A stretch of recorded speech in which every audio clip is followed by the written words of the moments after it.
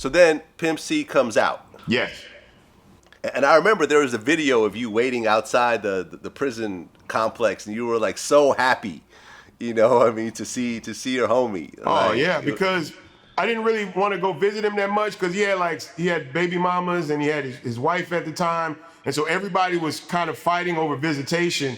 So I didn't really visit him. Now I visit him a lot in the county because there's more hours to go see somebody at the county. But in prison, I didn't want to get in the way of all that stuff. And then Pimp used to be able to call me from prison. Like, I won't say what unit or who, but there was a certain prison that he was locked up in where they would let him actually go in the office and make phone calls.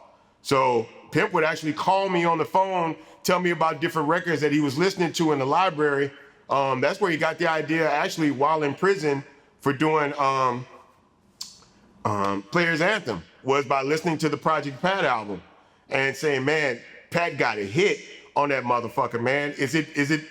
He was curious as to how big it was in the streets. And I'm like, well, people fuck with Project Pat, but that single didn't really blow. He's like, nah, man, that's a fucking hit record. So when he came home, he called Paul and them and was like, man, we want to remake that record. And Paul was like, dawg, we got thousands of beats. We can make you a fresh beat. He said, no, that beat is a hit. I just need those reels. I need that beat. And so the original version of International Players Anthem was us in 3 6 Mafia.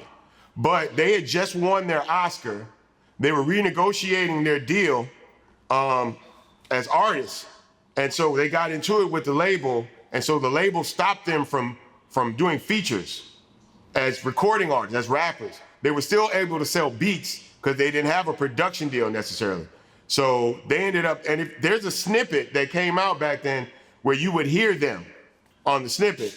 And so the snippet came out during All-Star LA. All-Star game in LA. And Big Boy and Andre both got the snippet separately. So Big Boy was like, I love it. Can I just rap to the drums? I love the drums. I want to freak the drums out and just rap over the drums. So when you hear him come in on Players Anthem, it's originally just him rapping over the drums. Andre was the opposite. Andre was like, I like the sample. I don't want no drums on my verse. And so that's how you hear the song like it is now. It's really crazy how it turned out. Yeah. I mean, International Players Anthem came out, huge song, nominated for a Grammy again. Yes. I went to that one.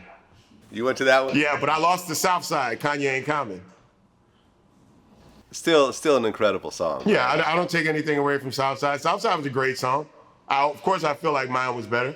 But then Kanye reciprocated and tried to give us an award saying our video was actually better than his when he won. So it's all good. You know what I'm saying?